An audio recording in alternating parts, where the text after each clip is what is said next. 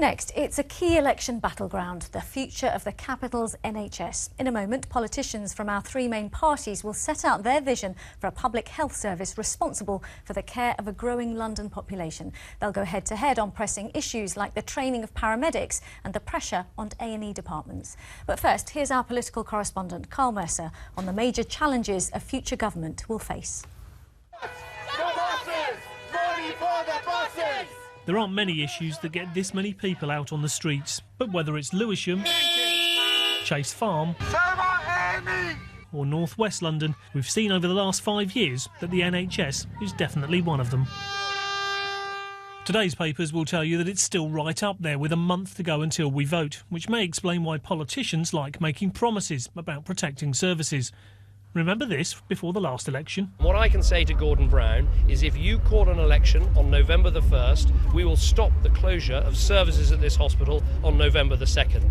As it turned out, Chase Farm was one of 4 A&Es to close since the last election. 5 more remain under threat of either closing or being downgraded. Adult male priority ETA 6 minutes. The capital's A&Es have also struggled to meet targets for treating patients as numbers going through their doors continue to rise. If there's insufficient funds to meet the needs of local people with the services that we've got, the choices we have come down to things like curtailing the services that are offered, making people wait more, or trying to look at things like charging.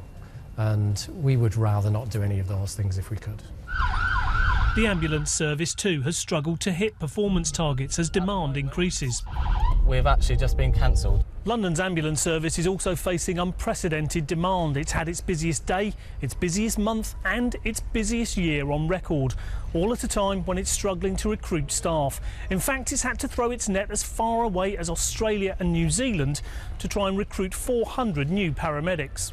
London's hospitals are facing rising bills to pay for agency staff. Many are having to recruit from overseas. We are hearing from our members that some of them are doing their main job, and then on top of that they're doing a second, sometimes even a third job, in order just to be able to maintain being able to live in London. A yellow one.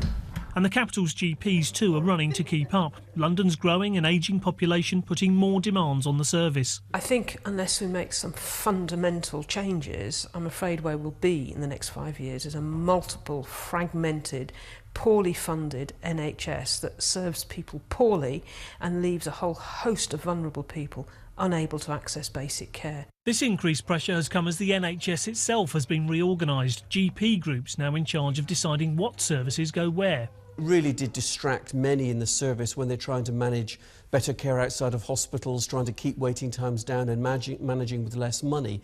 Instead, to be diverted into a very complicated set of reforms may not have been the best pieces of timing. The challenges in London's NHS remain very real. Any new government will face very tough decisions. Carl Mercer, BBC London News. So, Carl Mercer there with some of the challenges facing the next government.